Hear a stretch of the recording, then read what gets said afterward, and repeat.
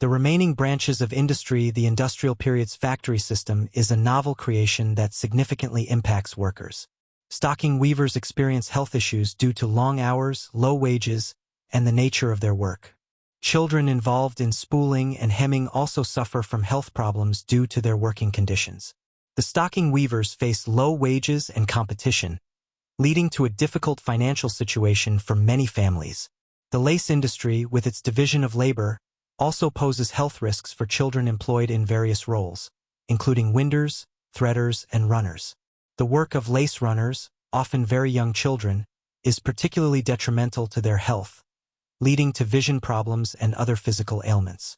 The lace industry's working conditions and long hours negatively impact the health and moral well-being of children and female workers. Children employed in the lace industry often lack proper clothing and nutrition, and their moral condition is compromised due to irregular working hours and lack of supervision.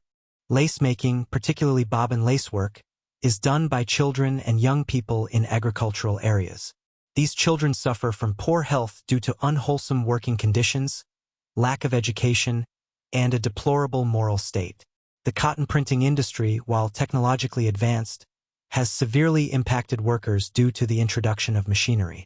Hand printers have lost their jobs or face reduced working hours and low pay. Printworks operate under the factory system but lack legislative restrictions, leading to irregular work hours and potential exploitation of children. Other workers in the clothing industry, such as bleachers and dyers, face health risks or unknown working conditions.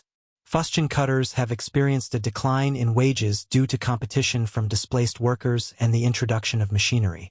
The silk weavers have also seen a significant decrease in wages over time, along with arbitrary deductions and fines imposed by manufacturers. The power imbalance between manufacturers and workers results in unfair treatment and a lack of recourse for the workers. The silk weavers of London, particularly in Spitalfields, experience recurring hardship and actively participate in labor movements. The metalware trade is centered in Birmingham, Sheffield, and Staffordshire. Birmingham ironworkers occupy a unique middle ground between proletarians and bourgeois due to the prevalence of small employers. Birmingham's industrial democracy, characterized by numerous small employers, doesn't yield favorable outcomes for workers or masters. The factory system is prevalent in larger Birmingham factories, leading to the exploitation of women and children. Children suffer from malnutrition, inadequate clothing, and lack of education. In Staffordshire's Iron District, apprentices face worse conditions than in Birmingham, with poor food and unhealthy living environments. Nailers in Sedgley and surrounding areas work in squalid conditions for meager pay. Children start working at a young age and experience stunted growth and physical deformities. Education levels in Staffordshire are incredibly low, with many children not attending school and lacking basic literacy skills. Sheffield offers better wages and conditions than Staffordshire, but certain trades pose significant health risks. Grinding knife blades and forks is particularly dangerous, leading to early death due to inhalation of metal dust and cramped working postures.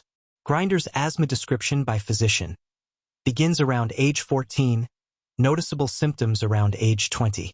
Symptoms: difficulty breathing, elevated shoulders, stooped posture, muddy complexion, anxiety, tight chest, hoarse voice, loud cough, dust expectoration, night sweats, and eventual death from pulmonary consumption.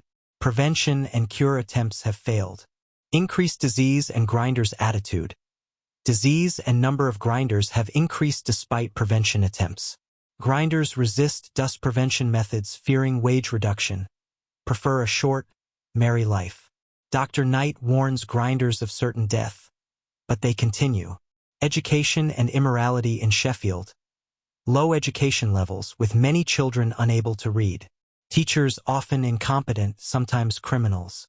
High rates of immorality among youth, frequenting alehouses, engaging in early sexual activities, and high crime rates. Conditions in needle factories and nail forges.